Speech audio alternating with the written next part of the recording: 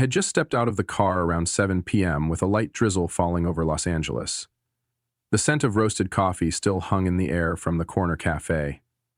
6 exhausting days in Denver made me crave nothing more than collapsing onto our old living room couch with a hot bowl of noodles and shutting the world out.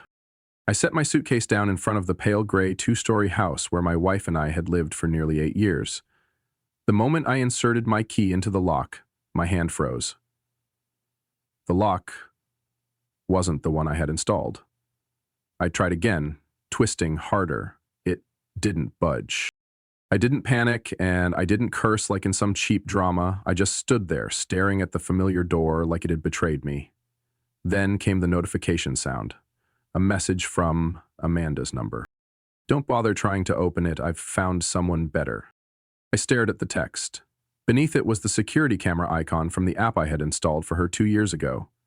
The angle showed her in the living room, legs crossed, a glass of wine in hand, seated on the armchair I once bought her as a wedding gift. A man's shadow flickered past the screen beside her. I took a deep breath, slipped the phone into my pocket, and wheeled my suitcase back toward the street. No banging on the door, no shouting her name, not a single complaint, just one silent step backward. Enough to shake the future she thought she had stolen. At 42, I wasn't someone who crumbled over a single blow. I was no longer the naive software engineer from our wedding days who clung to midnight promises. Over the years, I had built my own company, slowly turning it into a strategic partner for 3 of the West Coast's top tech firms. Amanda knew this. She was once the one patting my back during sleepless nights, cheering me on after every failed bid. Or so I believed. I booked a room at a small hotel just a few blocks from home. On the way, I called Max, my closest friend since college, now CEO of a cybersecurity firm we once collaborated with.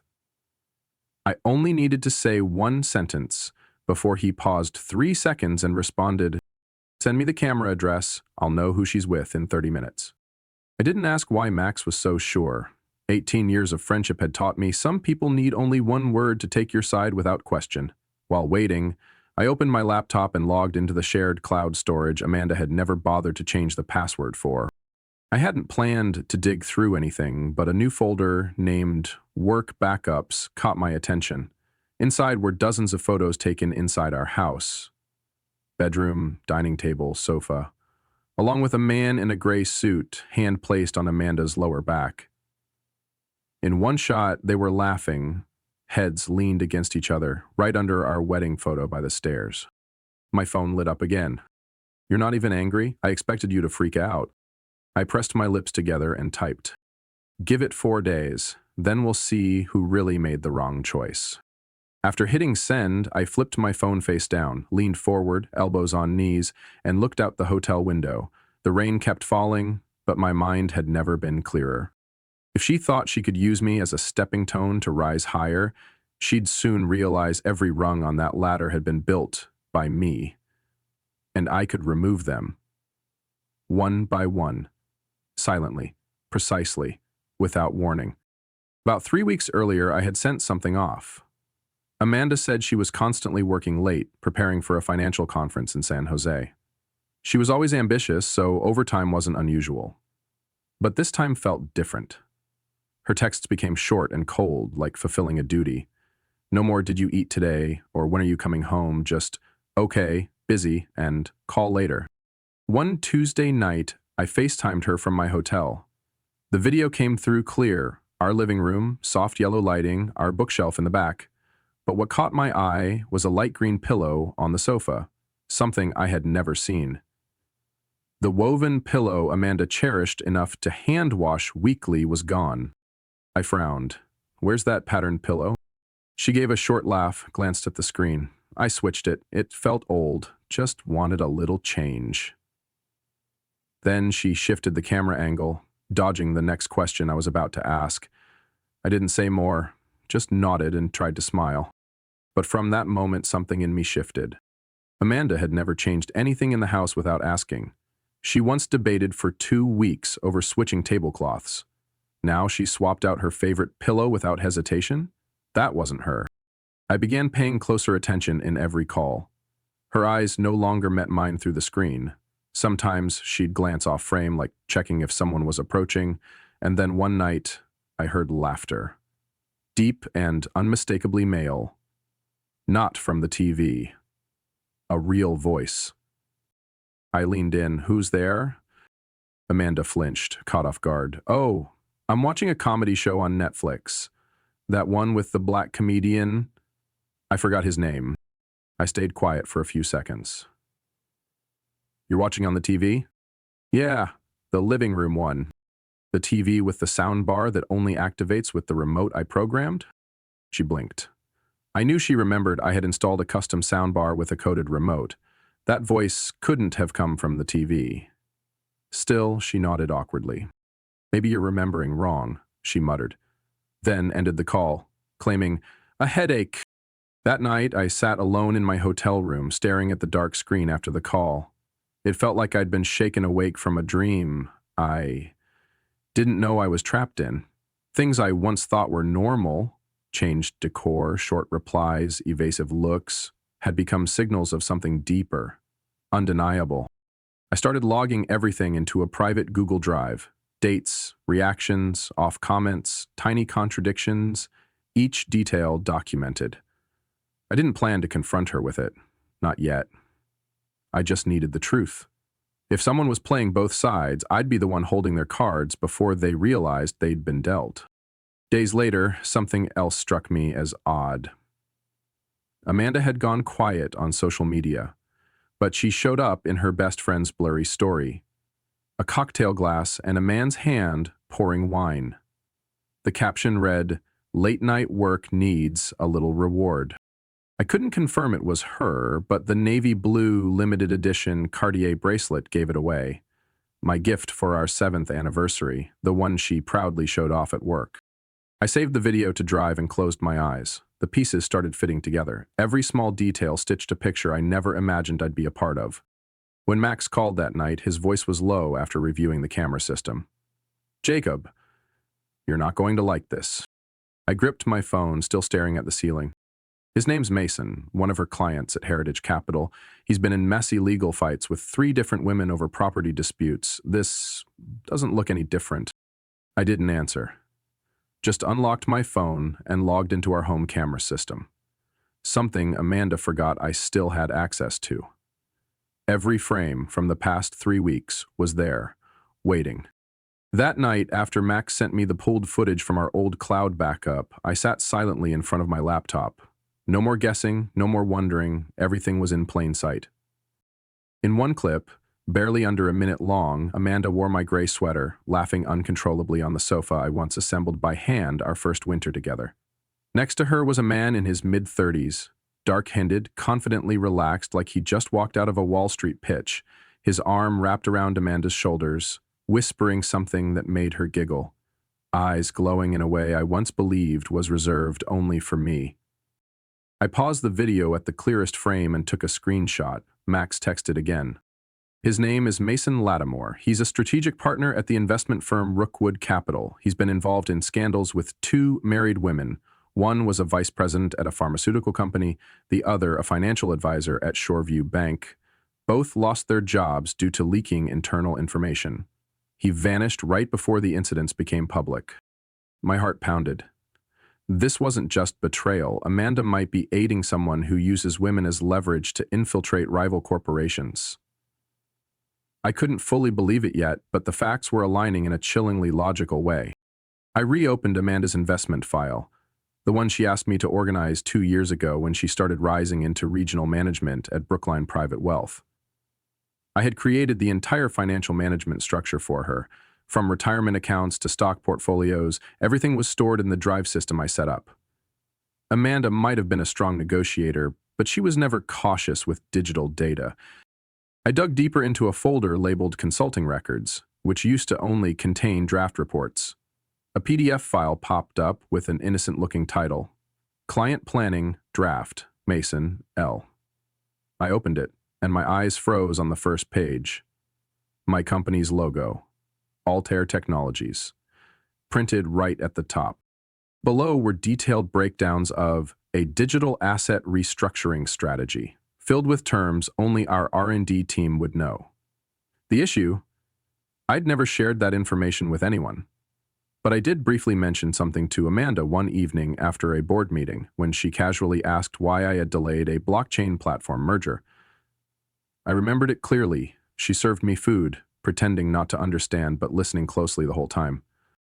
Everything was clear now. I saved that file to an external hard drive along with the video screenshot, then called Max back. Can you find out whether Mason has any ties to Altair's main competitor, Helios? Already on it. But I'd bet he's not acting alone. Lattimore has a reputation for embedding himself into acquisition deals and quietly selling information to third parties. I leaned back, fingers curling into fists. Amanda's voice echoed in my mind. Those velvet-wrapped words that once brought me comfort now sounded hollow and calculated. She didn't just betray me. She betrayed everything I had spent 10 years building. I opened my laptop and drafted an email to my attorney titled, "Urgent Documents for Review Before Internal Report." I didn't plan to send it immediately. Timing would matter.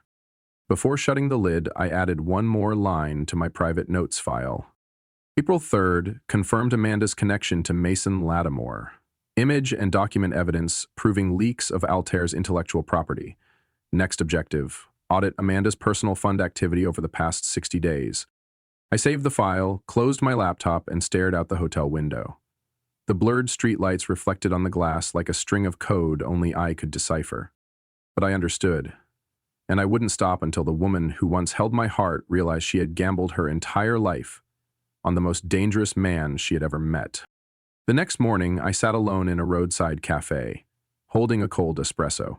Commuters flowed past the window, belonging to a world untouched by betrayal recorded inside your own home. I opened a file I had created a year earlier, one Amanda never read thoroughly because she had been too excited about her new role. An investment agreement, formally titled Non-Budgetary Growth Financial Support Contract. It sounded like bureaucratic nonsense, but in truth, it was a legal safeguard I had prepared for the worst-case scenario. I had contributed a considerable sum from my private investment fund to help Amanda enhance her financial profile before applying to Brookline, but I wasn't foolish enough to offer that money without legal strings. The contract included a rarely noticed clause. If the marriage between the parties ends for any reason, all investments funded by Party A must be liquidated immediately to return the principal amount to Party A. I vividly remembered Amanda signing that document at our dining table one night in April last year, while excitedly talking about NFTs and healthcare stocks. She didn't read it carefully, she just trusted me, as she always had. I kept the notarized original, a scanned version in a hard drive, and an encrypted backup emailed to myself in case it was ever deleted. Now it was time to use it. I forwarded the contract to my lawyer, Caroline Dawes, a sharp, nearly ruthless woman who had handled 3 high-preferential divorces in the financial sector, where the cheating party always thought they held the upper hand. I typed one line. Time to activate Clause 7.3. Less than 10 minutes later, she replied, "We'll need detailed financial reports for the investments under Amanda's name. Could take 48 hours to finalize the audit, assuming she doesn't suspect we're watching." I smiled, because she had no idea. Amanda hadn't realized that the majority of her portfolio was under an investment trust I created through Rainlock Advisors, a subsidiary of Altair specifically set up to handle anonymous capital for senior executives. Every time she made a so-called bold investment decision, I was the one authorizing it behind a sub-account she couldn't access. I opened the dashboard. 62% of Amanda's net worth had been generated through gains I orchestrated in that system. Under the contract terms, all of it had to be liquidated within 72 hours of formal divorce notice. I had no intention of taking back every dollar. I just wanted Amanda to feel what it was like to lose everything she thought she had secured. Right as I was sending the second file to Caroline, a message from Amanda came in. "Jacob, what are you doing?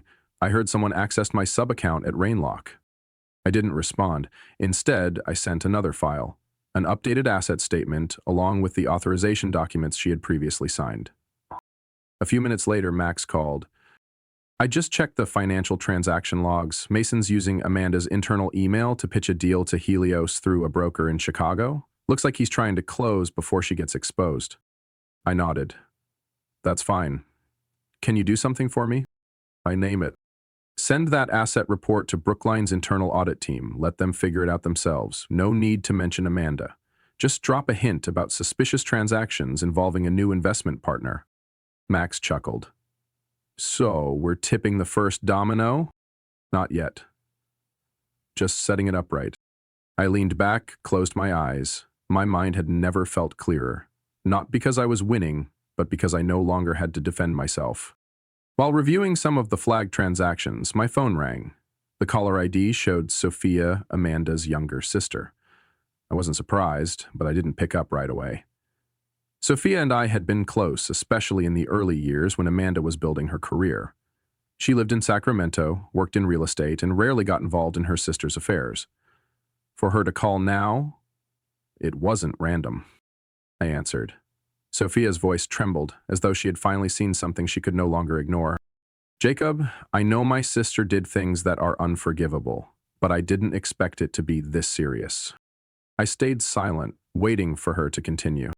2 weeks ago, Amanda gave me some documents, asked me to keep them safe, said it was a work backup, but last night I opened them, and it was full of account statements, investment plans, and money transfers that were clearly not legitimate. You still have them? Of course. I took photos of everything and emailed them to you. There's an account called Living Expenses Fund she used to buy luxury items, but that account is clearly under both your names. And there are other transactions.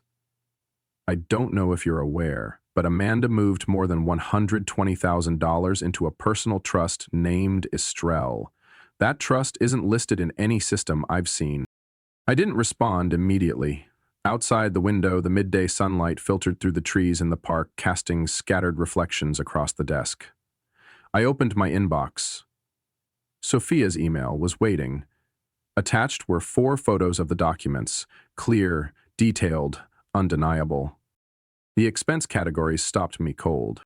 Interior design consulting, $18,000.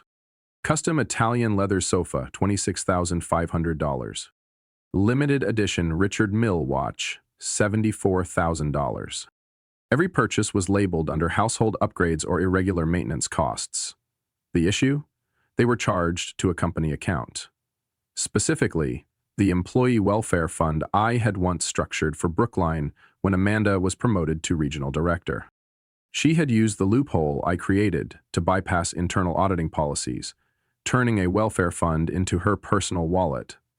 The usage agreement clearly stated funds were to be used strictly for operational purposes with valid receipts. She used them to decorate her villa, buy a car, and splurge on extravagance, as if it were her personal bonus. I opened the transaction trace Max had sent yesterday.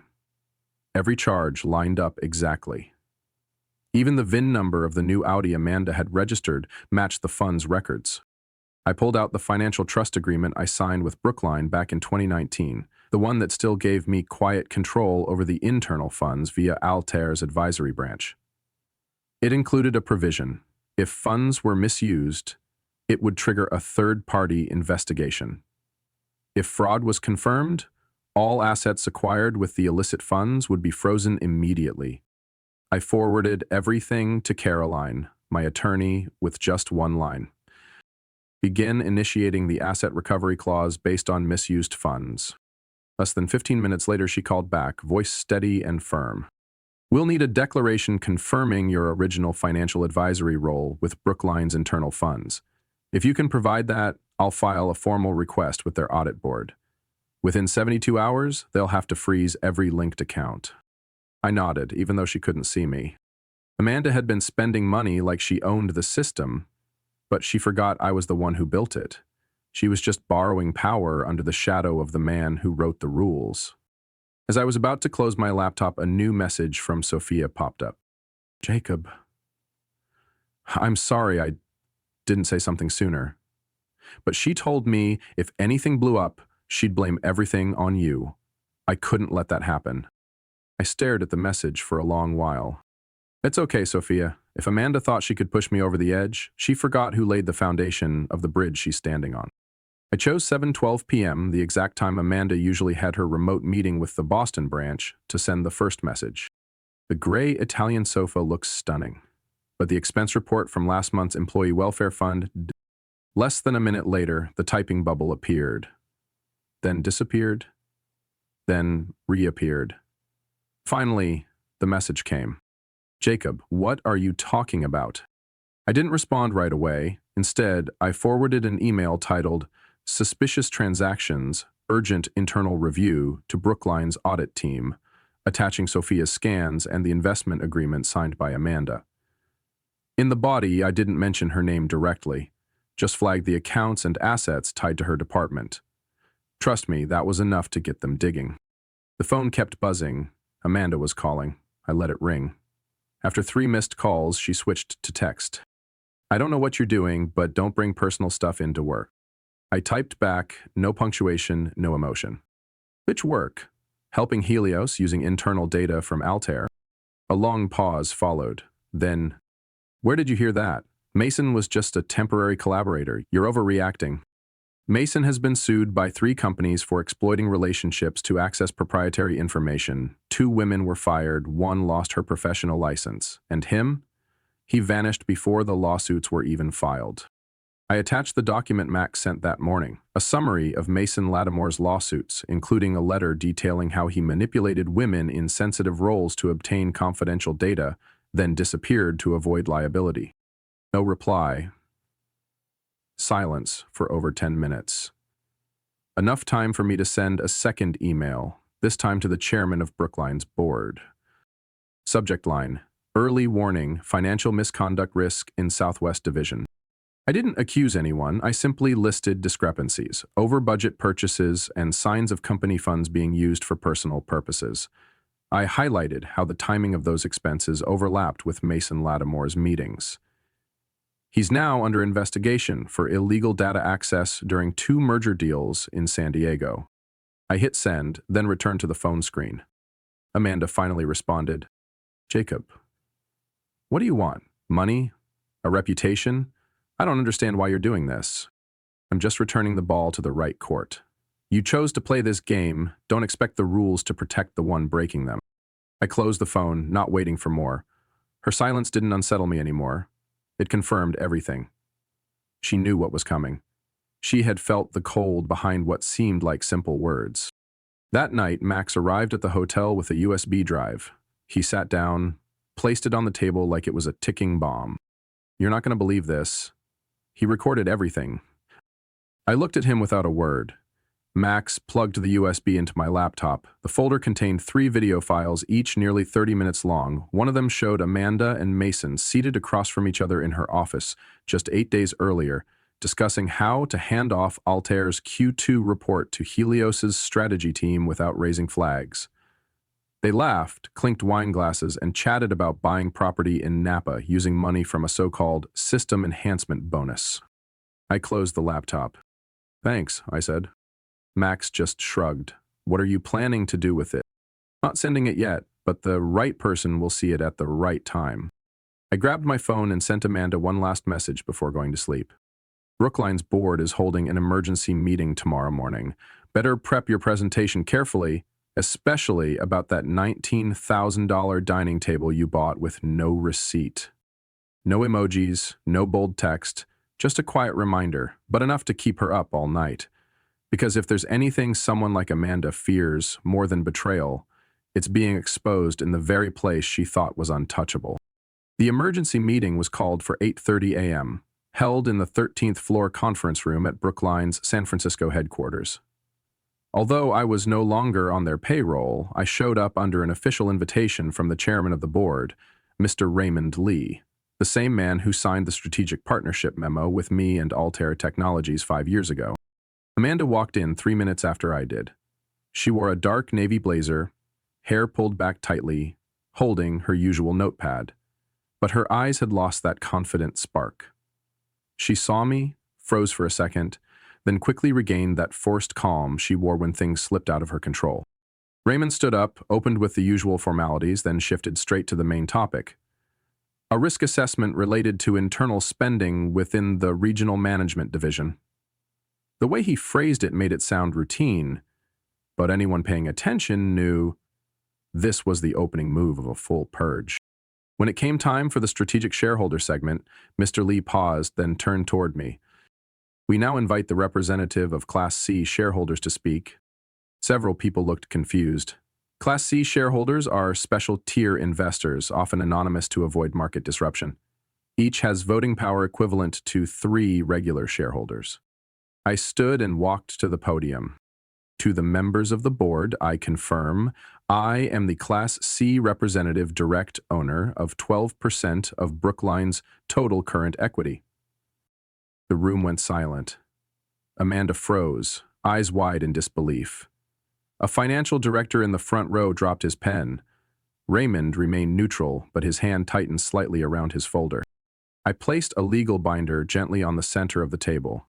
For the past 5 years, I've invested through independent entities under the confidentiality terms of the internal Altair-Brookline partnership. All major strategic decisions related to West Coast finance have passed under my indirect approval. I looked at Amanda. Her head was down, hands clenched, face pale as if drained of blood. I continued. I also proposed the creation of the Employee Welfare Fund, the internal audit system, and the ethics policy framework introduced in Q3 of 2020. Every one of those documents carries my signature under the legal entity Rainlock Holdings. No one said a word, not a single cough. Only the quiet rustling of papers as board members flipped through files they'd never realized bore my name. I'm not here to demand punishment, I said evenly. I just want the board to know that misuse of company funds and internal data breaches are no longer suspicions. We have evidence, enough to trigger a full financial audit.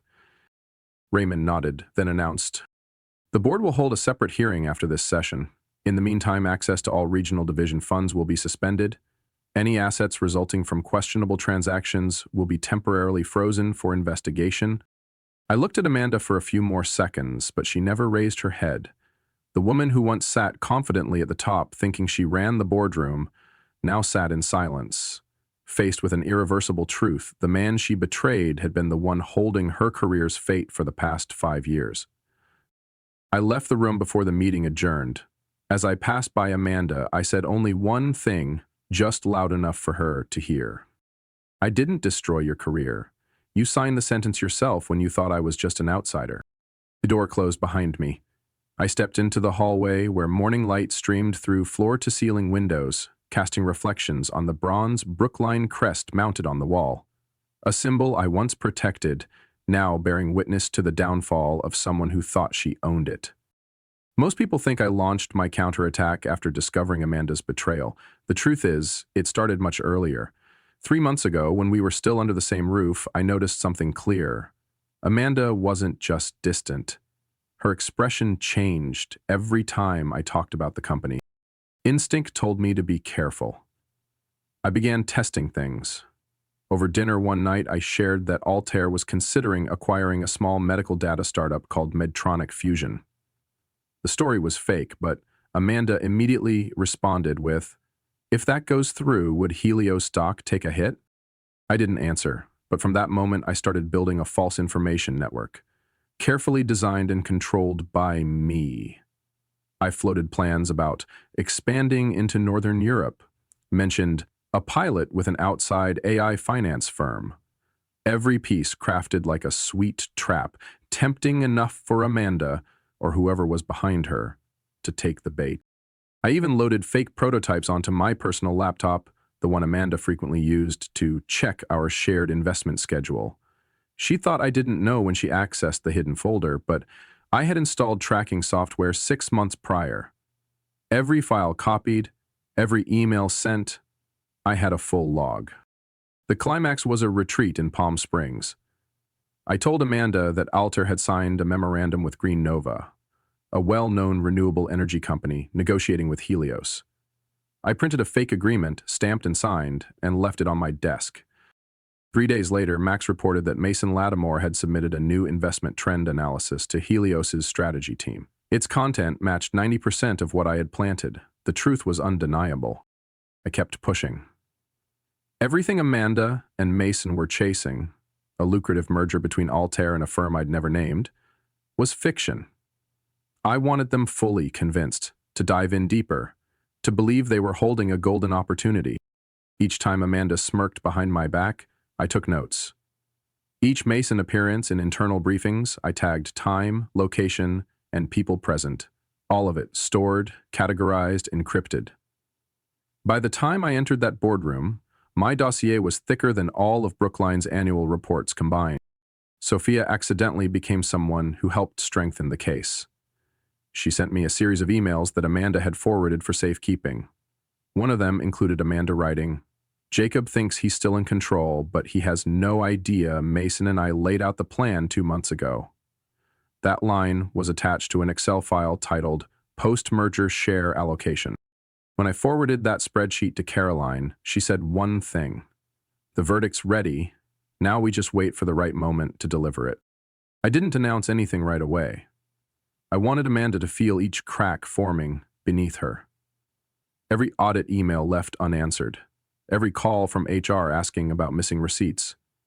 Every wary glance from coworkers. A week after the board meeting, Amanda sent me a single message. "Everything you told me lately, none of it was real, was it?" I replied by sending her footage from a hidden camera in my office, the place where she had secretly used my laptop to access restricted files. I included a log showing every action she took, time-stamped, and linked to her IP address. She didn't respond. That night, I sat in my office under the warm glow of a lamp, staring at the oak desk I had custom built. On my screen was a list of violations: 37 unauthorized logins, 12 data breaches, 5 instances of unapproved third-party access. None of it was random. Every step had intent. Less than 10 days after that turning point meeting, Brookline formally announced Amanda's removal from all positions and internal system access. In a company-wide bulletin, they described it as a leadership restructuring effort to preserve financial transparency and professional ethics. A polished phrase, but everyone knew what it meant. Amanda had been removed from the seat she once held with excessive pride. News spread like wildfire. Within 24 hours, her profile vanished from the company website. Her internal email was shut off. Her access card was deactivated. And that was just the beginning. The internal finance investigation team, working with an outside audit firm, traced spending flagged in the report I had submitted. Within a week, they uncovered over 30 purchases disguised as workspace improvements using the welfare fund. These included imported wall art from Italy, valued at nearly $45,000, a luxury SUV registered under the company, and a Breguet watch paid for through her performance bonus account. All of it was listed as under investigation. Seizure orders were issued under the contract Amanda had signed upon her promotion. She was barred from selling off any assets acquired using corporate funds. Even the penthouse in Mission District that she proudly claimed was funded by personal bonuses was frozen, because the first 3 payments came from a shadow fund I had created. On top of that, the California Association of Financial Advisors, where Amanda had her credentials, officially opened a case on ethics violations. Once the internal report is finalized, she'll be barred from practicing in any legitimate financial firm in the state for at least 6 years. As for Mason, he vanished. Rumor had it he withdrew from Helios after 2 consecutive meetings with their legal team. Some say he fled to Canada and is now circling a data security startup, but nothing's confirmed, not that it matters to me. He was never my true target. That evening, Sophia called. Right after the news broke in the media. She was quiet for a long time before finally speaking. "She's staying at our parents' house. She hasn't spoken to anyone or eaten all day." I replied simply, that was her choice. Sophia sighed, not defending her. "I don't blame you. I just never thought she'd risk everything for someone like Mason." I looked out my office window, where soft rain misted over San Francisco. My voice was calm. She didn't risk everything for Mason. She risked it for what she thought was power, built on lies. What she never saw coming was that the entire foundation was mine. 3 days later, a furniture auction house specializing in seized assets released a list of items to be sold. At the top was the imported Milanese sofa, a limited edition piece valued at $112,000, ordered by Amanda shortly after her promotion. In the notes to the supplier, she wrote, Leadership spaces must reflect superiority. When the sofa arrived at my new office at Altair, the movers had to dismantle part of the glass door frame to bring it in. I told them to place it in the center of the guest lounge, facing the floor-to-ceiling window overlooking Market Street. When I sat down, I didn't feel triumph or comfort, just an eerie silence, the kind that clings to objects once seen as symbols of arrogance, now reduced to reminders of expensive lessons. The very sofa Amanda bought to sit above everyone else now sits in my office, unmoving, unspoken, but speaking volumes. Jacob's story is a clear reminder that betrayal doesn't just ruin love. It can destroy careers when power is placed in the wrong hands. He didn't strike back with anger. He used silence, patience, and strategy to flip the game. In real life, strength doesn't always come from being loud. It comes from knowing the rules, holding control from the shadows, and letting the betrayer walk right into the trap they built themselves. What do you think about Jacob's choices? Was he too cold or completely justified? Share your thoughts below. Don't forget to follow the channel for more powerful, true life stories about love, family, and betrayal.